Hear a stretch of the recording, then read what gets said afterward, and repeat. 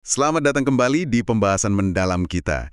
Hari ini kita lanjut lagi nih, masuk ke bab 5 dari The Brain Shaped Mind. Kita mau coba jawab pertanyaan yang cukup mendasar ya. Gimana sih pikiran kita itu merepresentasikan dunia? Nah, fokusnya ke apa itu jaringan koneksionis. Iya, ini topik yang menarik banget. Di bab sebelumnya kan kita udah lihat tuh model-model awal kayak jaringan semantik. Ya lumayan lah buat asosiasi kata sederhana, burung keterbang gitu. Tapi rasanya kok kaku ya. Gimana caranya kita misalnya melihat burung itu? Atau paham kalimat yang lebih rumit? Nah, model lama ini ada batasnya. Betul, ada keterbatasannya, terutama soal gimana representasi itu muncul dan berubah secara dinamis, fleksibilitasnya kurang. Nah, bab ini nih bawa kita ke pendekatan yang beda banget. Katanya sih terinspirasi langsung dari arsitektur otak kita. Dari jaringan neuron yang saling nyambung itu ya. Iya. Jadi misi kita sekarang, kita mau bongkar gimana model koneksionis ini, nama lainnya pemrosesan terdistribusi paralel atau PDP, mencoba jelasin cara kerja pikiran yang lebih, cair dan adaptif. Kita pengen tahu gitu, gimana sih jaringan yang sama bisa ngenalin kucing, terus bisa juga ngenalin anjing, tanpa perlu ada label khusus atau tempat nyimpen yang beda-beda buat masing-masing. Itu dia tantangannya. Siap lah ya, kita lihat gimana otak mungkin melakukan ini. Oke. Mari kita bedah bareng-bareng. Oke, jadi kita mulai dari masalahnya dulu deh. Jaringan semantik yang kemarin kita obrolin itu kan kayak kamus asosiasi aja ya. Iya, semacam itu. Relasi antar konsep. Tapi kan pikiran kita lebih dari itu, jauh lebih kompleks. Misalnya nih, gimana kita ngenalin apel merah di meja? Itu kan bukan cuma nyambungin kata apel ke merah. Betul, ada proses persepsi visual di sana. Bentuknya, warnanya, posisinya. Atau pas kita paham kalimat, katakanlah, Ani menggeri buku ke Budi. Itu kan ada peran, ada hubungan yang dinamis, siapa ngasih apa ke siapa. Nah, model lama itu agak kesulitan jelasin yang kayak gitu. Terus, ada pertanyaan yang selalu bikin penasaran nih. Kalaupun ada label atau simbol di pikiran, siapa sih yang baca label itu di dalam kepala kita? Ah, itu dia, masalah homunculus ya. Si orang kecil di dalam kepala. Itu jadi kayak lingkaran setan, gak ada habisnya. Makanya perlu pendekatan baru ya. Tepat sekali. Keterbatasan model lama itulah yang jadi pendorong munculnya koneksionisme. Masalahnya bukan cuma di mana info disimpan, tapi lebih ke gimana kita memproses informasi itu secara aktif. Kita kan melihat, mendengar, terus bereaksi. Nah, koneksionisme ini startnya beda. Pertanyaannya bukan di mana lokasinya, tapi gimana struktur jaringan neuron di otak memungkinkan pemrosesan dinamis ini. Fokusnya di proses, bukan lokasi statis. Oh, jadi pergeseran cara pandangnya di situ ya. Pikiran itu dilihat sebagai sesuatu yang melakukan sesuatu, bukan cuma punya sesuatu. Persis, lebih aktif dan dinamis. Oke. Jadi, masuklah si koneksionisme ini. Atau nama kerennya, pemrosesan terdistribusi paralel, PDP. Ada tokoh-tokoh penting ya di baliknya, kayak Hinton, McClellan, Rumelhart gitu. Iya, mereka pionirnya. Nah, di nama pemrosesan terdistribusi paralel itu ada dua kata kunci penting. Paralel dan terdistribusi. Apa tuh maksudnya? Oke, paralel dulu ya. Itu artinya banyak hal terjadi barengan, serentak. Nggak satu-satu gitu. Beda sama cara kita mikir sadar yang seringkalinya rasanya serial kan. Satu langkah, terus langkah berikutnya. Nah, otak ini kerjanya banyak yang paralel. Contohnya, pas Anda lihat teman di keramaian, otak langsung proses banyak fitur. Mata, hidung, mulut, bentuk kepala secara bersamaan. Simultan. Gak nyari satu-satu di database wajah. Ah, iya. Langsung klik gitu ya. Nah, itu kerja paralel. Terus yang kedua, terdistribusi. Ini juga penting banget. Gimana tuh? Artinya, satu konsep, misalnya ide tentang anjing, itu nggak disimpan di satu neuron aja atau satu titik khusus di otak. Loh, terus di mana? Justru itu, representasinya adalah pola aktivitas yang tersebar, terdistribusi di banyak unit atau neuron dalam satu jaringan. Pola aktivitas? Maksudnya? Jadi bukan kayak file di komputer yang ada di satu folder, tapi lebih kayak pola gelombang di air, melibatkan banyak molekul air sekaligus. Wah, ini nih yang mulai semu. Jadi kalau anjing atau kucing itu bukan satu titik, tapi pola aktivitas yang nyebar. Gimana cara bayanginnya ya? Di buku ini pakai analogi bagus dari Edward de Bono. Yang papan lampu itu? Iya, betul. Coba bayangin papan gede isinya ribuan lampu kecil-kecil. Oke.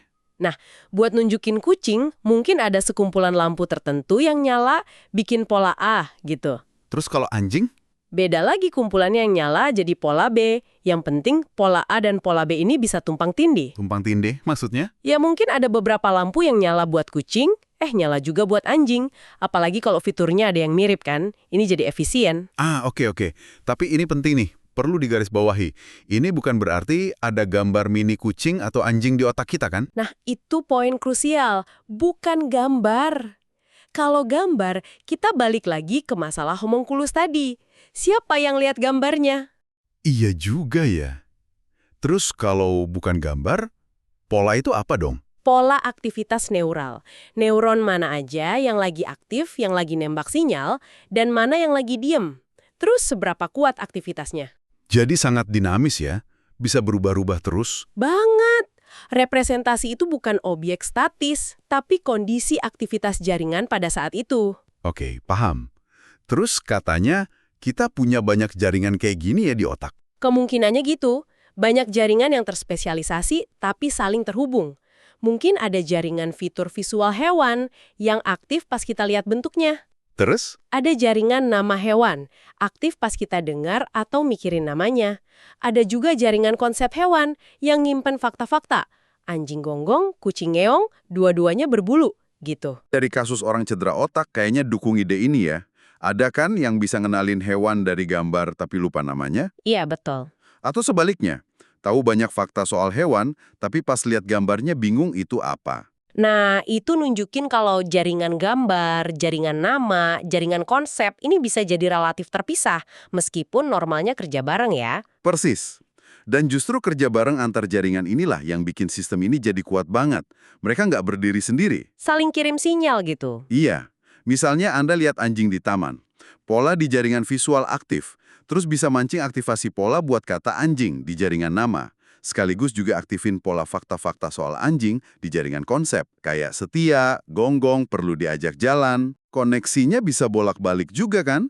Kalau saya cuma dengar kata anjing, itu aktifin jaringan nama. Terus bisa nyebar, bangkitin semacam gambaran atau pola terkait di jaringan visual. Makanya kita bisa ngebayangin sesuatu cuma dari namanya. Iya. Tapi ini jadi mikir nih. Gimana? Kalau pola di jaringan visual bisa aktif pas kita lihat anjing beneran, dan bisa aktif juga pas kita ngebayangin anjing, gimana otak bedainnya? Nah, itu pertanyaan bagus banget. Ini menimbulkan pertanyaan penting.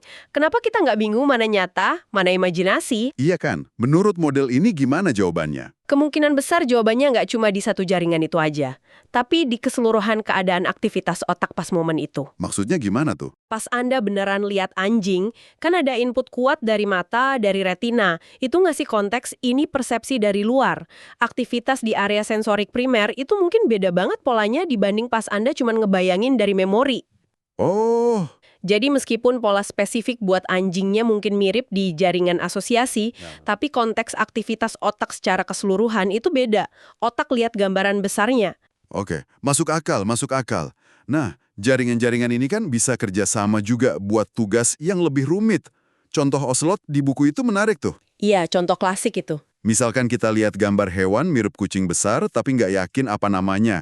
Jaringan fitur visual aktif nih, mungkin munculin pola umum kucing besar. Oke. Terus ada yang ngasih petunjuk, namanya mulai huruf O. Nah, di sini jaringan lain masuk. Mungkin ada jaringan representasi huruf yang sensitif sama bentuk huruf dan posisinya.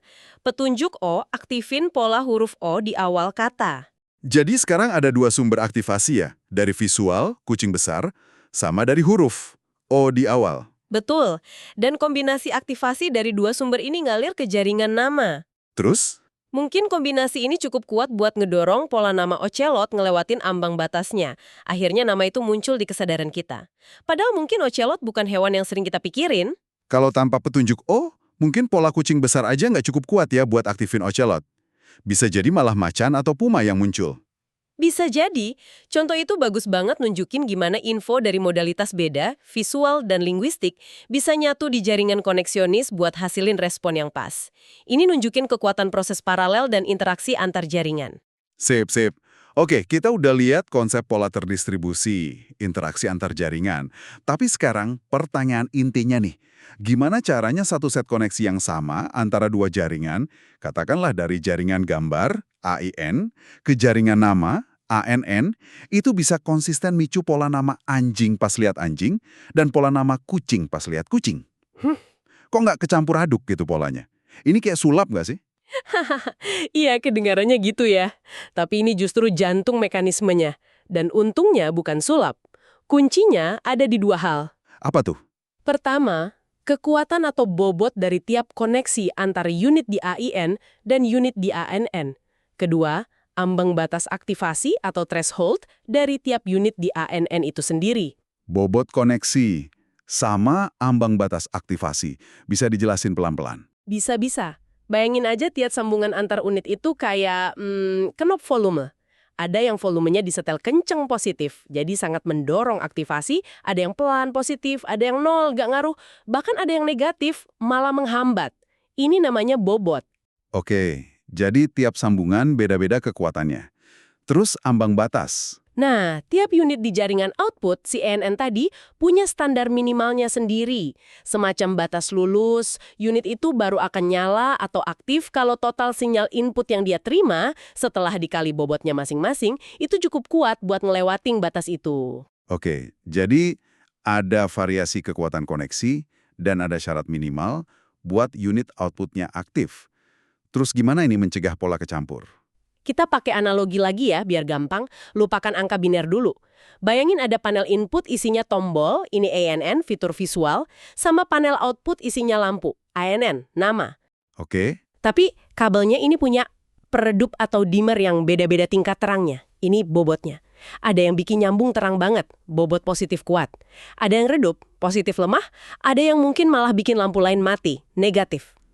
Oke, kabelnya ada dimmernya. Nah, pas Anda lihat anjing, Anda nekan kombinasi tombol tertentu di panel input. Ini pola input anjing. Sinyal ngalir lewat kabel-kabel dengan dimmernya masing-masing. Tiap lampu di panel output ngejumlahin semua cahaya yang dia terima dari tombol yang aktif. Lampu itu baru nyala terang, jadi aktif, kalau total cahaya yang dia terima lebih dari tingkat kecerahan minimum tertentu. Itu ambang batasnya.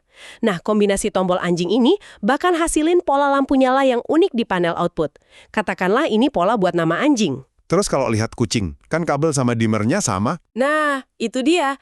Kalau lihat kucing, Anda neken kombinasi tombol yang beda di panel input pola input kucing. Karena tombol yang aktif beda, meskipun sinyalnya lewat kabel dan dimmer yang sama persis, total cahaya yang diterima tiap lampu di panel output jadi beda juga. Oh. Akibatnya, lampu mana aja yang nyala, yang ngelewatin ambang batasnya, juga bakal beda. Jadilah pola lampu nyala yang baru ini, pola buat nama kucing. Wah, yang menarik di sini adalah kita nggak perlu ganti kabel atau nambah lampu buat ngenalin kucing ya. Betul, sistem yang sama, tombol sama, lampu sama, kabel dan dimmer sama, bisa memetakan input beda ke output beda secara konsisten. Jadi fleksibilitasnya datang dari situ ya. Dari kombinasi pola input yang beda, terus interaksi kompleks antara bobot sama ambang batas. Nggak ada interferensi, karena tiap pola input itu kayak diarahin ke pola output yang pas sama bobot yang udah ada. Tepat sekali. Jadi, apa artinya semua ini? Ini efisien banget dong. Otak nggak perlu bikin sirkuit khusus anjing sama sirkuit khusus kucing yang benar-benar kepisah. Perangkat kerasnya sama, tapi bisa dipakai buat representasi macam-macam. Cuma dengan nyetel kekuatan hubungannya. Iya, ini menjelaskan gimana otak bisa nyimpen banyak banget informasi dalam ruang yang terbatas. Prinsip komputasi yang kuat banget. Beda sama komputer digital biasa yang nyimpen data di alamat memori unik, di sini representasinya tumpang tindih. Oke. Analoginya sangat membantu nih. Tapi ada satu langkah lagi yang ganjel. Apa tuh? Di analogi tadi kan, si dimmer atau bobot sama tingkat kecerahan minimum alias ambang batasnya, itu seolah-olah udah disetter pas gitu, biar sistemnya jalan. Iya. Di contoh tadi diasumsikan begitu.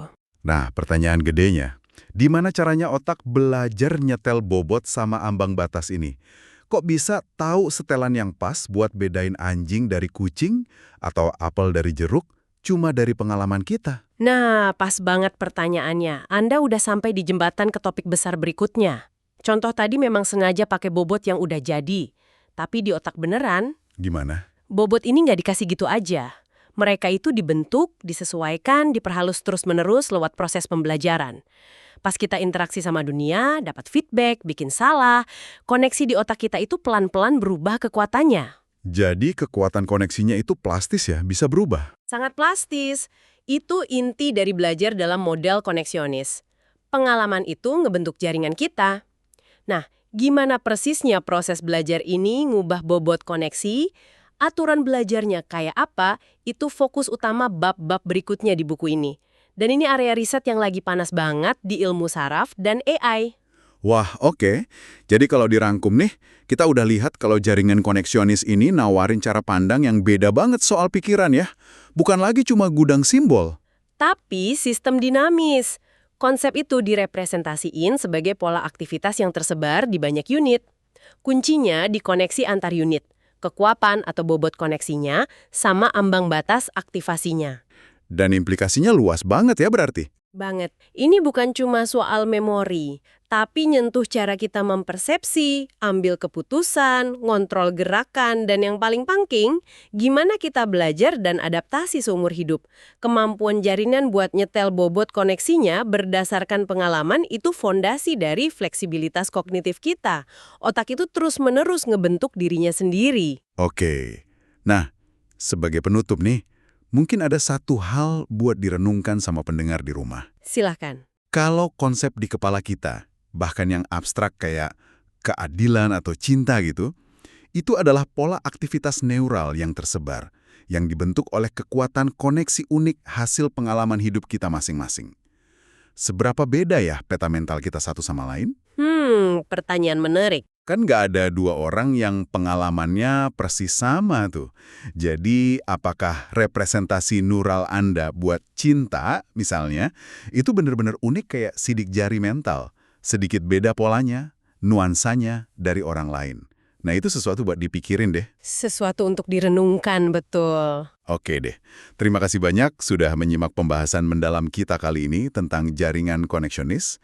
Semoga ini ngasih perspektif baru ya tentang cara kerja pikiran kita. Semoga bermanfaat. Sampai jumpa di penjelajahan kita berikutnya.